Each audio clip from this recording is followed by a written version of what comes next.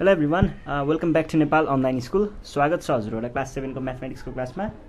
हामी चाहिँ अहिले स्ट्याटिस्टिक्स भन्ने च्याप्टर पढिरहेको छौं र यो भन्दा अगाडिको सेसनमा चाहिँ मैले तपाईहरुलाई रिप्रेजेन्टेसन अफ डेटा जुन हामीले फ्रिक्वेन्सी टेबल र बार ग्राफ बनाउन सिक्यौं त्यो चाहिँ रिप्रेजेन्टेसन अफ डेटा थियो र अब स्ट्याटिस्टिक्सको एउटा एकदमै अत्यन्त जरुरी र एकदमै अब हजुरहरुले त पढ्ने एकदम बेसिक हो हैन, तर यो चीज चाहिँ तपाईहरुले ब्याचलर सकेर मास्टर्समा पनि पढ्नु पर्ने हुन्छ है। यो एकदमै कडा चीज हो आज हामीले पढ्न लागेको चीज चाहिँ।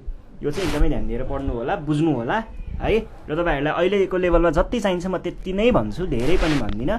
ठ्याक्क लेभलको कुरा गरौँ अनि त्यसपछि यो कुरालाई बुझेर सल्भ गर्ने है हामी। ल आजको हाम्रो टपिक रहेको छ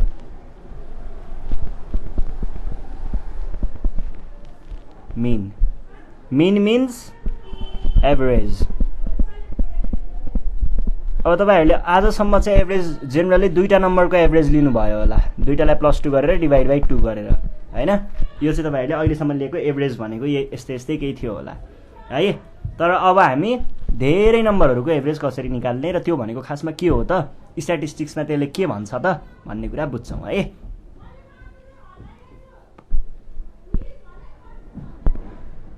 अब मीन भनेको चाहिँ हामीसँग केही ग्रुप अफ डेटा हुन्छ, ग्रुप अफ डेटा नभनौं डेटा मात्रै भनौं। यसरी हाम्रो डेटाहरु हुन्छ है। यो एउटा ब्लक हुन्छ, केही चीजको एउटा हामीले लिस्ट गरेको हुन्छौं हैन, कलेक्ट गरेको इन्फर्मेसनको। अनि त्यसबाट चाहिँ यो एज अ होल यसले के रिप्रेजेन्ट गर्छ भनेर चाहिँ यसको एउटा भ्यालुले नै सबै कुरालाई लगभग हैन ज्यादातर भन्छ नि, ज्यादातर कुराहरु एउटा भ्यालुले नै देखाउने एउटा जियोस आफुमा एउटा क्वालिटी राख्छ हैन, यसले देखाउन सक्छ, रिप्रेजेन्ट गर्न सक्छ है। र त्यो भ्यालु भनेको यसको के हुन्छ, सेन्ट्रल भ्यालु हुन्छ। सेन्ट्रल भ्यालु है, सेन्ट्रल भ्यालु भनेको चाहिँ त्यसको सबैभन्दा बीचको भ्यालुले चाहिँ लगभग यसको यो ग्रुपलाई नै डिफाइन गर्न सक्ने हुन्छ, भन्नाले रिप्रेजेन्ट गर्न सक्ने हुन्छ है। र त्यही चीजलाई चाहिँ हामीले के गर्छौं भन्दा एउटा कुनै चीजहरुको ग्रुपलाई इन जेनरल भन्दाखेरि एउटा भ्यालुले रिप्रेजेन्ट गर्नु पर्यो भने त्यसको मीन निकालेर त्यो भ्यालुलाई हामीले राख्छौं र त्यसले हामीलाई के दिन्छ, त्यसको क्वालिटी भनौं न, quality of the given data चाहिँ त्यसले दिन्छ, मीनले त्यो दिन्छ खासमा है। अनि त्यसपछि अब एभरेजको फर्मुला हुन्छ। एभरेजको फर्मुला चाहिँ कस्तो हुन्छ भन्दाखेरि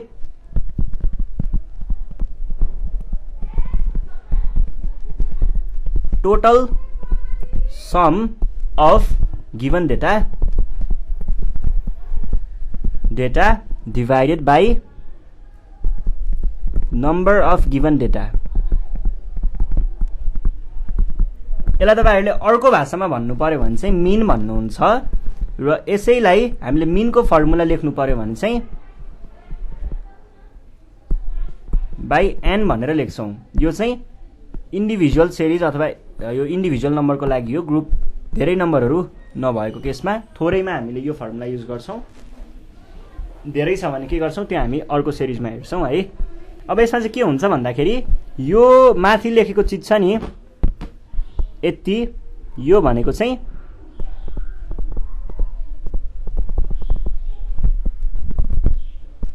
समेसन अफ x हो, जानेर x भनेको आइटम्स भन्छ। आइटम जुन चीजहरु दिएको छ नि हो त्यो चाहिँ x ले चाहिँ हाम्रो आइटमहरु रिप्रेजेन्ट गर्छ। म यसको तपाईहरुलाई एक्जाम्पल दिन्छु एकछिनमा। अनि त्यसपछि यो n भनेको चाहिँ हाम्रो कतिवटा आइटम दिएको छ, कतिवटा आइटमहरु टोटलमा दिएको छ, त्यो सबैको नम्बर भनेको चाहिँ यो स्मल n हुन्छ। जस्तै यही फर्मुला युज गरेर हामी एउटा एक्जाम्पल हेरौं है त। ल एक्जाम्पलमा क्वेशनले के भनेको छ भन्दाखेरि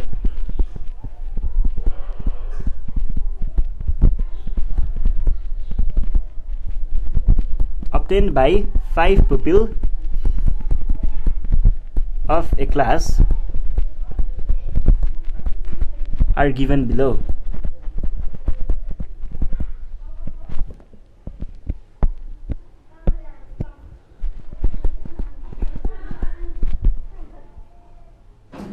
Find the average mark.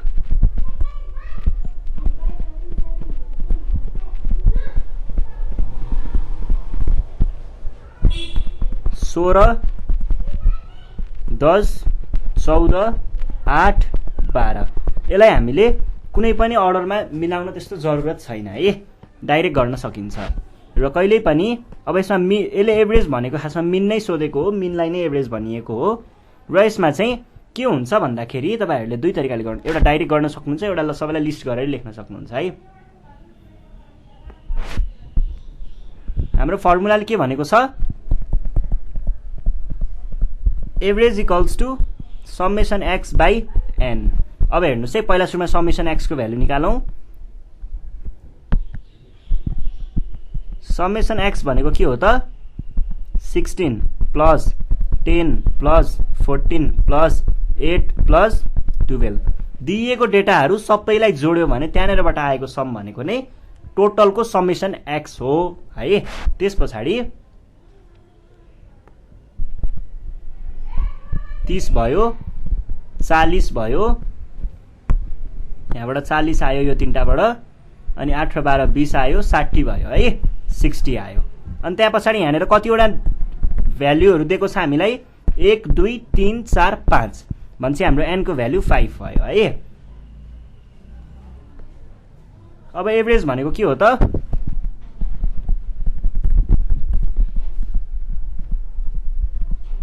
Average भनेको के भयो, समेसन x बाइ n भयो। जबकि समेसन x को भ्यालु हामीले यहाँनेर लेखेको छौं अनि n को भ्यालु चाहिँ 5 लेखेको छौं, भनेको कति आयो 12 भन्छ। 12 हाम्रो एभरेज नम्बर रहेछ, एभरेज मार्क्स चाहिँ हाम्रो 12 आयो है। ल यसरी गर्ने। अब तपाईहरुले डाइरेक्ट यसरी यहाँनेर सिधै यो लेखेर अनि यो equals to 16 plus 8 plus 10 plus 14 plus 12 गरेर डिभाइड बाइ n भनेको कति हो, 5 हो। 5 गरेर अनि यो लेखेर यो लेख्न पनि पाउनुहुन्छ, डाइरेक्ट गर्न पनि पाइन्छ है। ल यसरी हामीले सल्भ गर्छौं है। यो भयो एभरेजको कुरा। अब हामीलाई एभरेजको कुरा त यही हो, यसरी नै हामीले फर्मुला राखेर चाहिँ निकाल्ने हो। अब क्वेशनहरु सधैँ यसरी एभरेज मात्रै सोध्छ भन्ने छैन, कहिलेकाहीँ घुमाएर अरु कुराहरु पनि सोध्न सक्छ। जस्तै यहाँनेर क्वेशनले के भनेको छ, यहाँनेर एक्जाम्पलको क्वेशन हेरौं। एक्जाम्पलमा छ एउटा क्वेशन के भन्छ भन्दाखेरि द एज इन इयर्स है of 6 children are given below.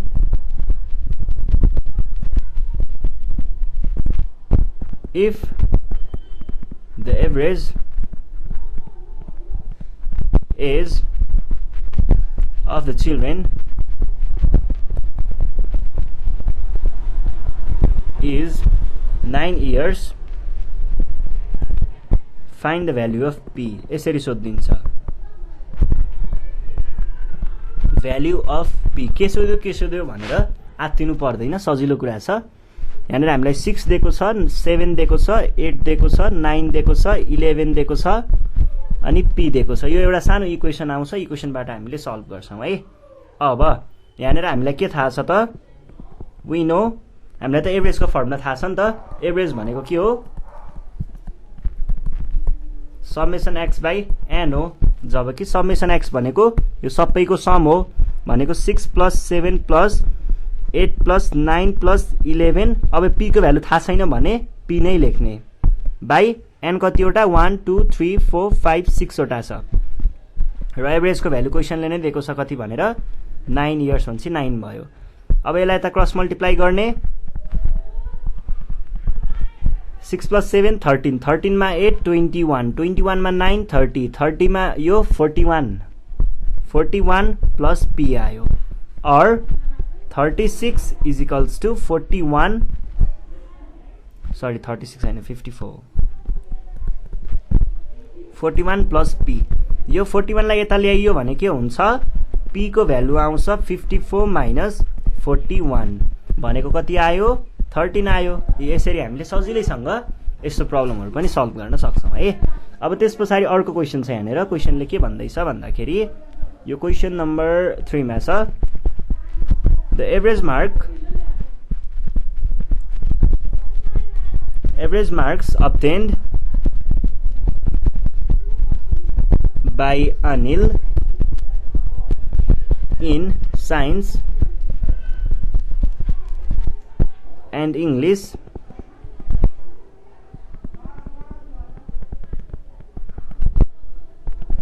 is 15. if the marks obtained by him in mathematics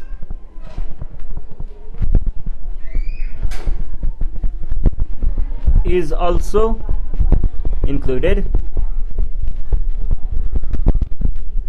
the average will be 16. How many marks did he obtain in mathematics? यो सही question.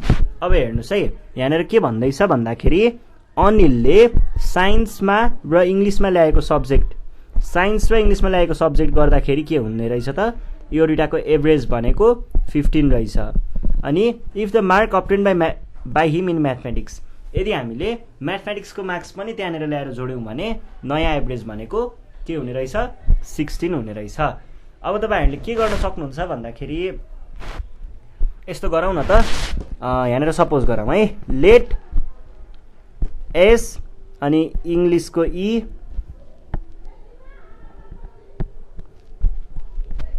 And M be the marks obtained by Anil in science, English and mathematics respectively.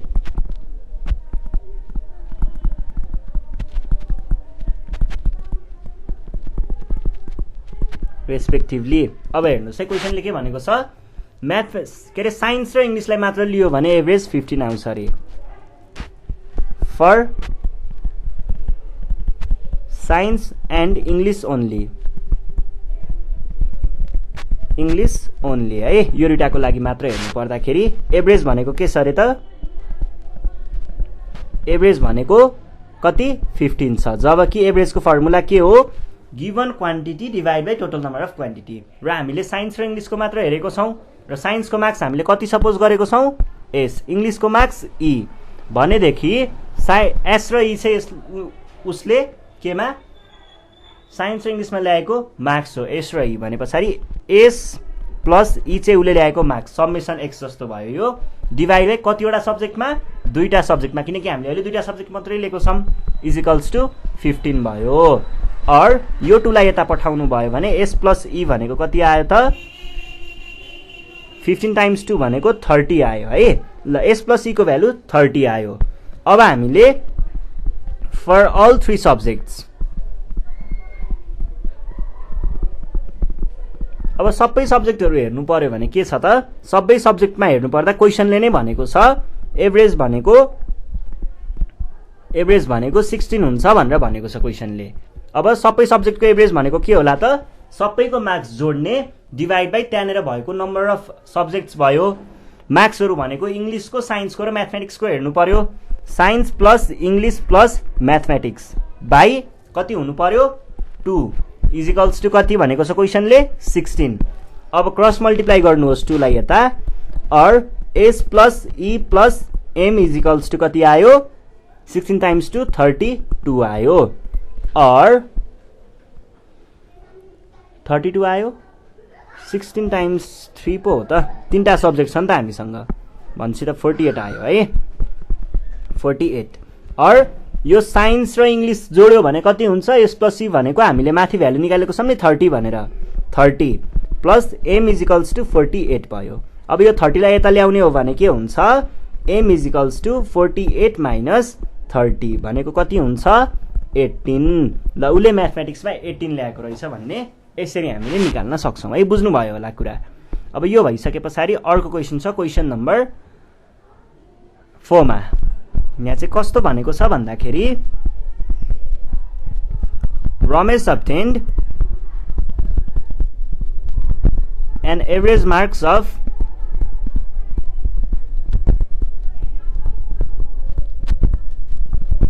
16 80 in maths भनेको छ and science and an average marks of 70 in English and science अहिलेको जस्तै कुरा छ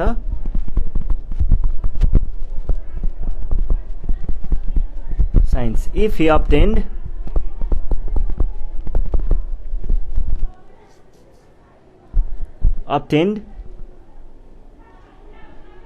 75 marks in science, find his marks in maths and English. केही पनि गाह्रो छैन एकदमै सजिलो छ हेर्नुहोस् है यसलाई हामीले कसरी सल्भ गर्छौं त भन्दाखेरि पहिला सुरुमा क्वेशनले भनेकै कुराहरु युज गर्ने हो त्यस्तो केही पनि गाह्रो छैन है ल यहाँ हेर्नुहोस् है पहिला सुरुमा चाहिँ के भनेको छ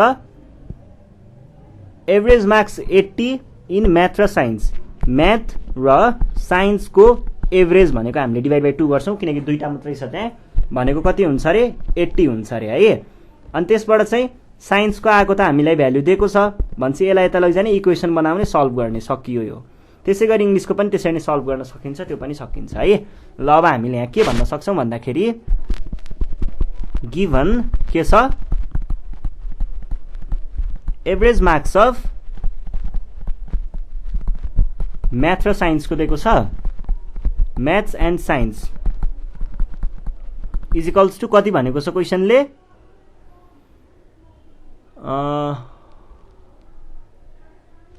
80 भनेको छ ए पहिला सुरुमा सपोज गरौँ है सपोज गर्न बिर्सिएछ ल म्याथ साइन्स र इंग्लिश को कुरा छ है भन्छ let M S and E be the marks obtained by कसले हो Ramesh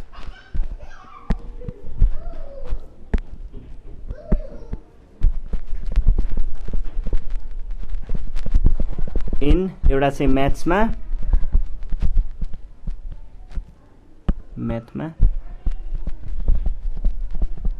science and English respectively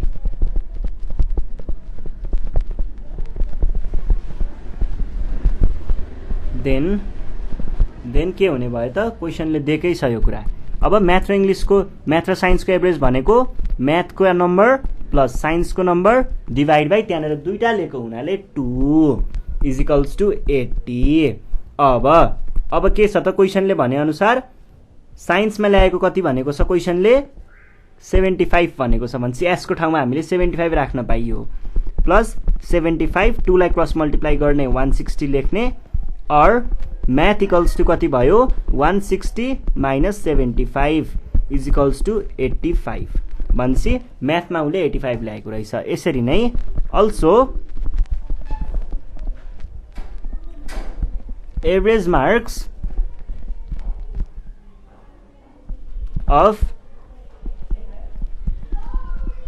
English and science भनेको कति भनेको छ क्वेशनले 70 भनेको छ भनेदेखि हामीले के भन्न पाइयो त इंग्लिश को ई प्लस साइन्स को एस डिवाइड बाइ दुईटा भएको हुनाले 2 इज इक्वल्स टु 70 2 लाई क्रस मल्टिप्लाई गर्ने और इंग्लिश साइन्समा ल्याएको 75 अनि यो भनेको 140 आयो और यसलाई यता लग्नुहोस् E is equals to 140 minus 75 भनेको कति हुन्छ 140 माइनस 75 भनेको 65 हुन्छ होला भनेपछि हाम्रो एन्सर कति आयो 65 आयो है ल यसरी तपाईहरुले दिएको खोजेको चीजहरु निकाल्न सक्नुहुन्छ केही पनि गाह्रो हुँदैन है ल आज हामी यति नै गर्छौं यो भन्दा नेक्स्ट सेसनमा चाहिँ हामी यसको एक्सरसाइज सल्भ गरौँला त्यतिबेला सम्मको लागि नेपाल अनलाइन स्कुललाई बिदा दिनु होला थ्यांक यू